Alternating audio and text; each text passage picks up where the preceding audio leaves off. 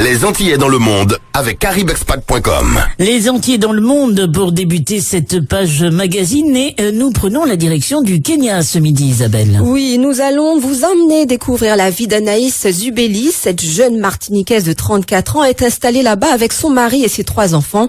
Anaïs a lancé son entreprise tournée vers le digital et le numérique. Florin Ossu nous fait découvrir son parcours. Bonjour Anaïs, comment ça va ce midi au Kenya ? Bonjour à tous, ça va. Alors Anaïs, on va évoquer avec vous cette expérience que vous vivez avec votre mari et votre famille dans la capitale du Kenya.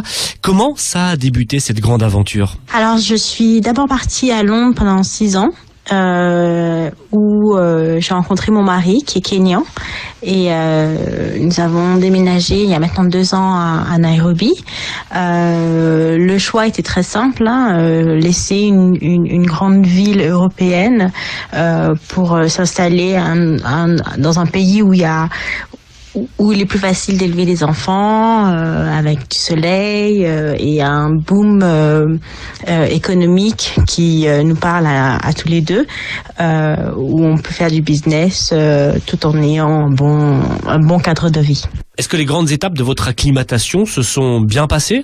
Alors l'installation a été assez difficile dans la mesure où la différence culturelle est assez importante, surtout quand on vient de Londres. La fluidité administrative n'est pas vraiment là. Il faut connaître du monde, l'information n'est pas accessible. Donc moi, quand je suis arrivée, j'ai monté ma boîte tout de suite et ça m'a pris du temps à connaître le process, où aller, où trouver l'information, quel papier était nécessaire, etc. C'est assez compliqué, mais une fois que tout est fait, qu'on est bien installé, je pense que c'est un déplacement qui vaut le coup. Mais effectivement, on a quand même galéré, je pense, pendant bien 1 an à trouver la bonne maison, lancer le business, trouver les nounous, etc. Parce que c'est plus un système de réseau, de recommandations. Connaître quelqu'un qui va pouvoir vous aider. Pareil pour le business. Il est très difficile d'arriver au Kenya, de dire ok, moi je fais ça, faire un peu de pub et ça fonctionne. Il faut avoir un réseau qui fonctionne, d'influenceurs. Sinon, c'est un peu plus difficile de démarrer un business. Ça nous a pris au moins 1 an pour être vraiment à l'aise ici. Alors justement, professionnellement, ce business dont vous parlez, est-ce qu'on peut en savoir un petit peu plus ? Alors j'ai monté une agence digitale au Kenya qui opère sur plusieurs pays africains, donc Mozambique, Nigeria, Ghana, Tanzanie, etc. Et en Europe, donc principalement en Angleterre et en France. En fait, je fais tout ce qui est réseaux sociaux, Google AdWords, tout ce qui est digital, publicité digitale. Donc ça fait maintenant 1 an et demi qu'on est ouvert et la boîte se développe petit à petit. Je suis restée dans le même corps de métier que j'exerce depuis maintenant 7 ans. Et la boîte se développe en Afrique et en Europe. Et on imagine que, comme en Europe ou un peu partout dans le monde d'ailleurs, le digital prend de plus en plus de place au Kenya. C'est un peu pour ça que l'on s'est spécialisé dans le digital et qu'on est venu ici maintenant parce qu'on a vu une opportunité dans la mesure où le digital n'est pas est toujours à ses débuts. Donc Facebook est un gros réseau ici, Instagram aussi, YouTube. Les autres réseaux sont pas encore là, mais il y a très peu de personnes. Par exemple, moi, je suis spécialisée dans la publicité digitale à grande échelle, ce qui n'existe pas encore ici. Donc, il n'y a pas beaucoup de professionnels qui sont capables de faire ça. Donc, on a vu une opportunité. C'est bien pour ça qu'on est arrivé. Mais dans un autre sens.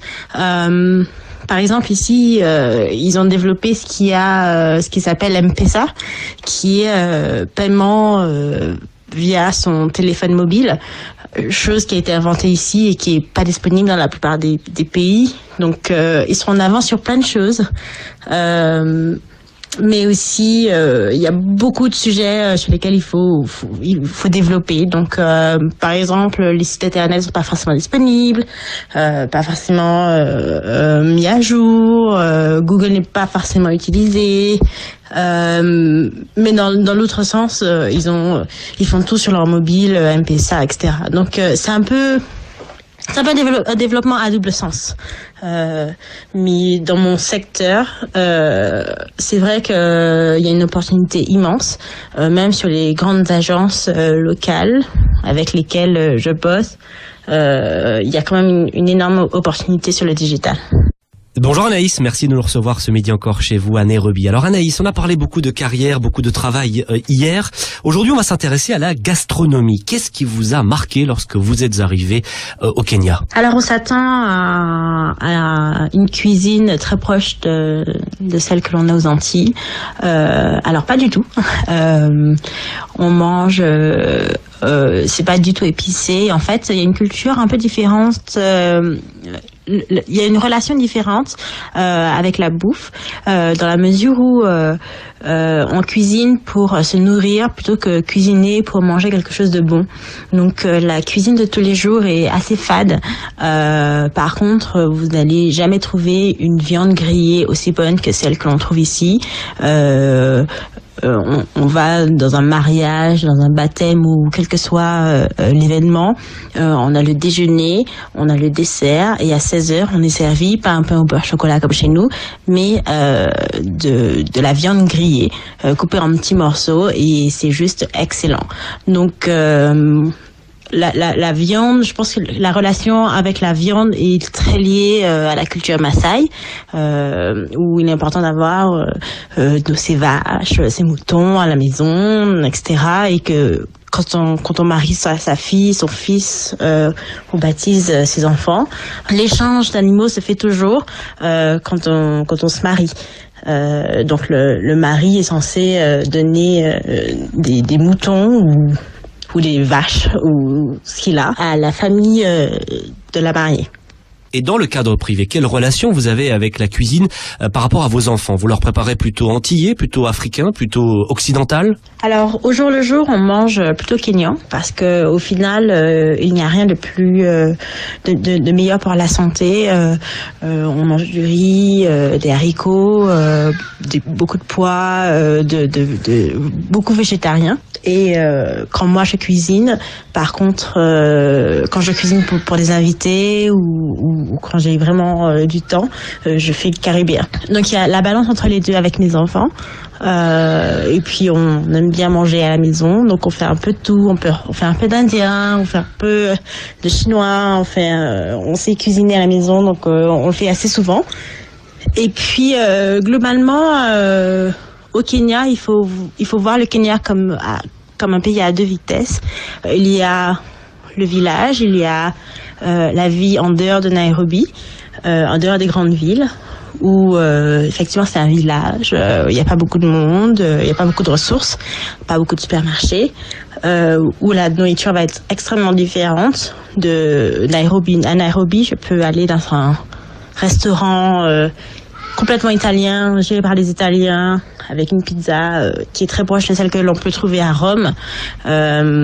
Comme je peux trouver tout ce que vous voulez est à Nairobi. C'est quand même une grande ville qui a beaucoup de passages, beaucoup de touristes.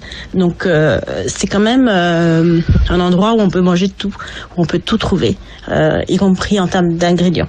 On l'imagine que c'est pareil pour les loisirs. Il y a de grandes différences entre le fait de vivre à la ville et le fait de vivre à la campagne.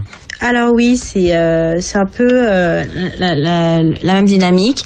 On a des activités à Nairobi et des activités en dehors de Nairobi. Mais je vais pas vous cacher que la beauté du pays est principalement en dehors de Nairobi. Le Kenya est réputé pour ses safaris. J'en ai fait pas mal depuis que je suis arrivée et je peux vous garantir que c'est une expérience à vivre.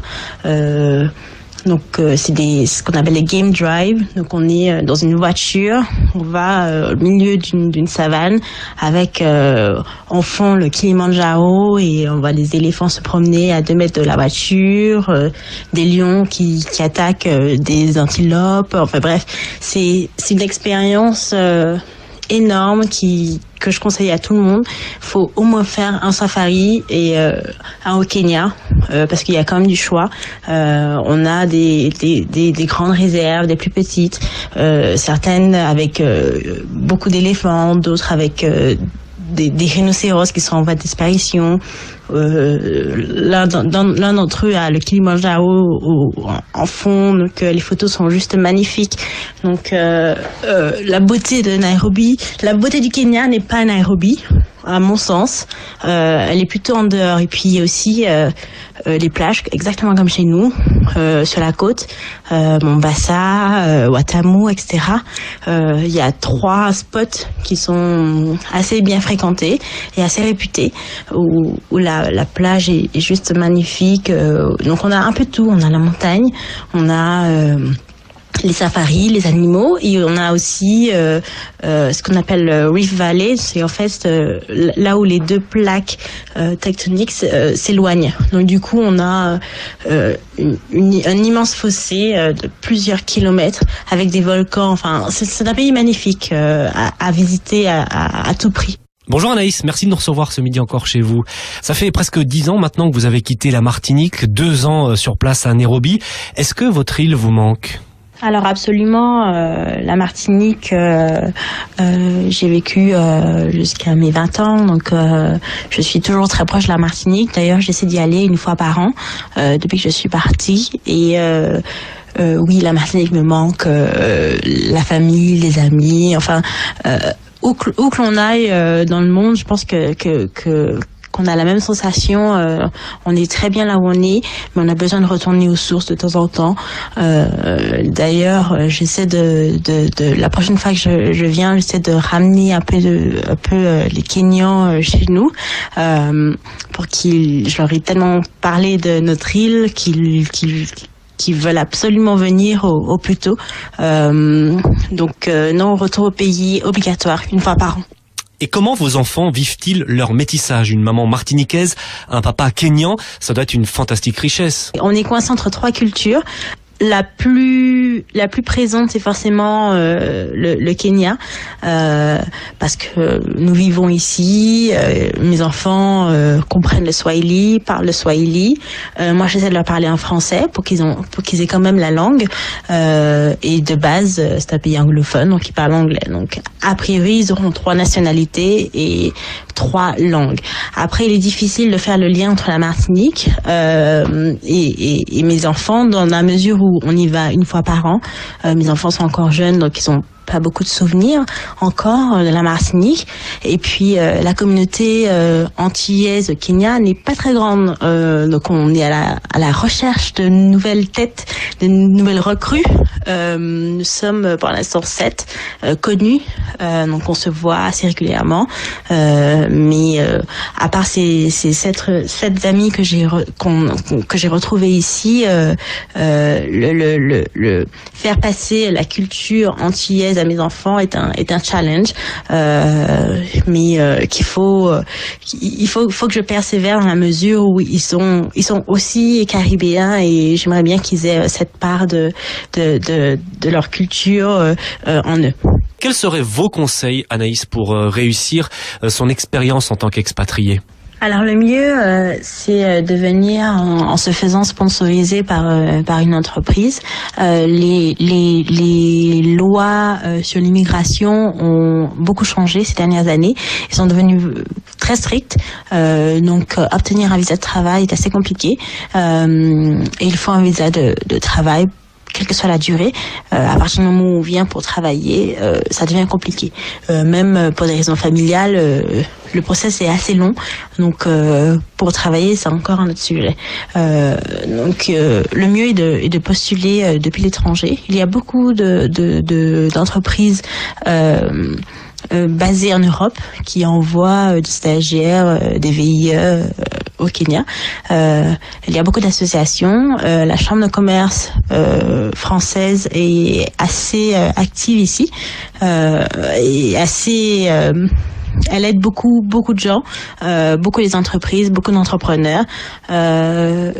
Donc, le conseil que je pourrais donner, c'est de préparer ce voyage en avance, vraiment en prenant des contacts et de préférence en arrivant avec un poste défini et une promesse de visa. Parce que c'est là où le bas blesse, vraiment, c'est côté visa. Après des stages et des activités, je pense que c'est un pays en développement, donc il y a beaucoup, il y a de quoi faire ici. C'est juste au niveau papier, je conseillerais de se renseigner avant. Qu'est-ce qu'on peut désormais vous souhaiter pour la suite, Anaïs ? Alors, objectif 2019 est principalement au niveau business. Je viens d'avoir mon 3e enfant, donc le business a un peu été mis de côté ces derniers mois, mais 2019 est l'année la progression professionnelle. Le business est en forte augmentation au Kenya, à travers l'Europe. Le bénéfice que l'on a ici, c'est que les salaires sont très peu élevés et qu'on travaille avec l'Europe. Donc ça veut dire que les marges sont assez intéressantes et le pouvoir d'achat également. Donc voilà, business cette année.